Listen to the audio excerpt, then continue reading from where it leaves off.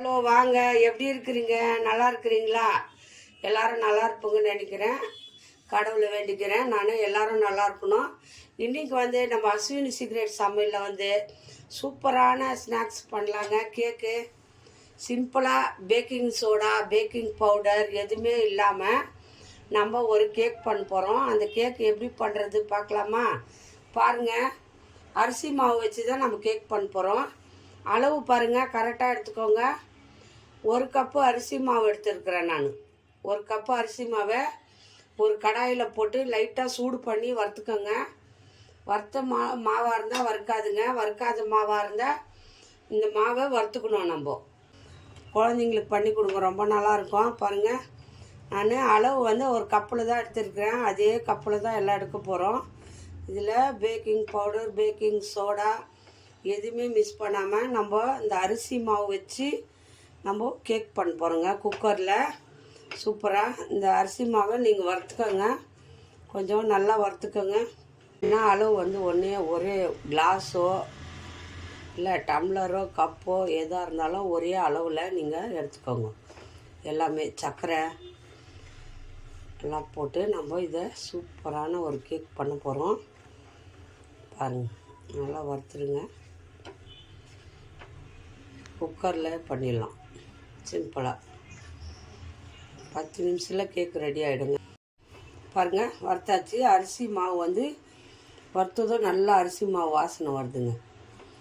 போதும், ரொம்ப வந்து வறுக்க வேணாம். நல்லா வாசனை வந்துடுச்சு. லைட்டாக ரொம்ப வந்து கொஞ்சம் கை பொறுக்கிற மாதிரி சூடு. மாவு எடுத்தால் சுடணும், அவ்வளோதான். இப்போ நம்ம ஆஃப் பண்ணிடலாம். ஸ்டவ் ஆஃப் பண்ணிவிட்டு இது ஆற வச்சுருங்க. கொஞ்சம் நேரம் ஆறட்டும். மீதி நம்ம வேறு என்னென்ன மிஸ் பண்ணோன்ட்டு நம்ம வந்து இப்போது கேக் பண்ணுறதுக்கு 4 முட்டை எடுத்துருக்குறேன். பாருங்கள், அந்த கப்பு நம்ம அரிசி மாவு அளந்தோம் இல்லையா, அதே கப்பில் 4 முட்டையை உடைச்சி போட்டுக்கோங்க. 4 முட்டையை இதில் உடைச்சி ஊற்றிக்கோங்க.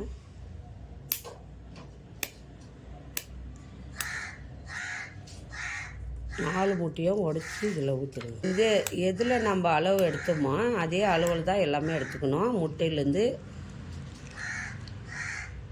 சிம்பிளாக எவ்வளோ நல்லா டேஸ்ட்டாக வரும் தெரியுங்களா கேக். இது ஒரு அகலமான பாத்திரத்தில் நம்ம போட்டுக்கோங்க. இந்த மாதிரி அகலமாக எடுத்துக்கோங்க ஒரு பாத்திரம். அதில் இந்த முட்டையை ஊற்றிக்கோங்க. ஒரே அளவாக எவ்வளோ எடுத்தோமோ அவ்வளோதான் தண்ணி ஊற்றணும். பாருங்கள், 4 முட்டை தான் போட்டுக்கிறோம். அந்த கப்பு அளவு அதிலே ஒரு கப்பு ஊற்றுமோ அதே அளவில் தண்ணி ஊற்றிக்கோங்க. தண்ணி ஊற்றி நல்லா வந்து மிஷின் இருந்தால் நீங்கள் இதை இது பண்ணிக்கணும்.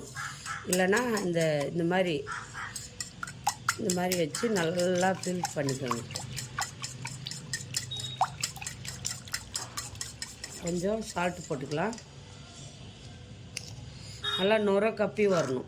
கொஞ்சமாக போட்டுக்கோங்க, ஸ்வீட் தூக்கி கொடுக்கும். அது நல்லா வந்து இது நுர கப்புற அளவுக்கு நீங்கள் பாருங்கள். நல்லா நுர வர மாதிரி நல்லா ஃபில் பண்ணுங்க.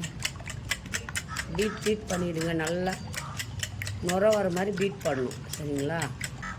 பாருங்கள், இந்த மாதிரி பீட் பண்ணிவிடுங்க.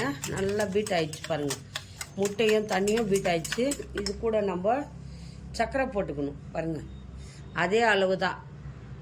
அதே அளவில் ஒரு கப்பு சர்க்கரை போட்டுக்கோங்க. முட்டை எந்த அளவு எடுத்தோமோ அதே அளவு சர்க்கரை, அதே அளவு. இது கூட கொஞ்சமாக கலருக்காக மஞ்சத்தூள் கொஞ்சோண்டு போட்டுக்கோங்க. கலருக்கு நல்லா கலராக வர்றதுக்காக நம்ம கொஞ்சம் மஞ்சத்தூள் போட்டுங்க. ஒரு 1/4 ஸ்பூனு மஞ்சத்தூள் போட்டு நல்லா பீட் பண்ணுங்க. சர்க்கரை கரையணும். அவ்வளோதாங்க. சர்க்கரை, முட்டை, மாவு, வேறு எதுவுமே இதில் மிஸ் பண்ண வேண்டியதில்லை. ஏன்னா மைதா மாவு, கோதுமை மாவு இந்த மாதிரி போட்டு கேக் பண்ணியிருக்கிறோம். இப்போ அரிசி மாவு போட்டு பண்ணுற பாருங்கள், எவ்வளோ ஹெல்த்து இல்லைங்களா? எக்கும் ஹெல்த்து, நம்மளுக்கு உடம்புக்கு ஆரோக்கியமானது. அரிசி மாவும் பரவாயில்ல.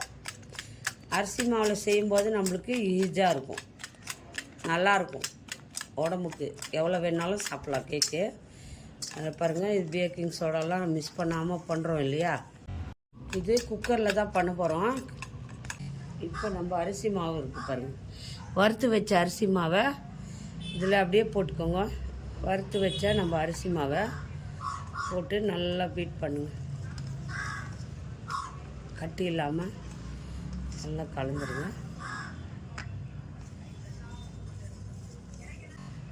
அவ்வளோதாங்க. நல்லா அரிசி மாவு போட்டு கட்டி இல்லாமல் நம்ம இதை கலக்கிக்கலாம்.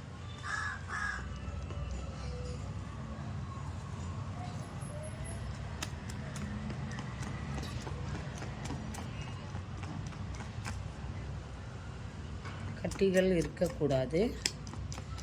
கட்டி இல்லாமல் நல்லா கலக்கிடுங்க. அரிசி மாவு போட்டு அளவு வந்து கரெக்டாக எடுத்துங்கன்னா கரெக்டாக வரும். பாருங்கள், எல்லாம் நம்ம மிக்ஸ் பண்ணியாச்சு.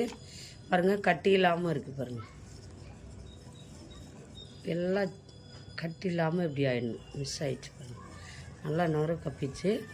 இப்போ நம்ம குக்கரில் இதை எப்படி பண்ணுறது காட்டுறோம் பாருங்கள். இந்த மாதிரி ஒரு குக்கர் வச்சுக்கோங்க. நல்லா குக்கர் வந்து சூடாகணும். சரிங்களா? சூடான பிறகு நம்ம நெய் ஊற்றிக்கலாம். இதில் வந்து கொஞ்சம் நெய் ஊற்றிக்கோங்க. ஒரு 2 ஸ்பூன் வந்து நெய் ஊற்றிட்டு இப்போ நெய் ஊற்றிக்கலாம். அவ்வளோதான். நெய் ஊற்றி நல்லா மிக்ஸ் பண்ணணும். இப்போ இதில் வந்து நம்ம இதை பாருங்கள், கலக்கி வச்சதை அப்படியே ஊற்றிக்கோங்க. முட்டைலாம் கேக்கெல்லாம் கலக்கி வச்சுக்கோங்க இல்லையா, அதை அப்படியே ஊற்றிங்க. நெய்யை ஊற்றி சரிங்களா. நெய்யை ஊற்றிட்டு நம்ம எல்லாத்தையும் நல்லா போட்டுட்டு 10 நிமிஷம் தான் வைக்கணும். அதுக்குள்ளே வெந்துடும் அது. சரிங்களா?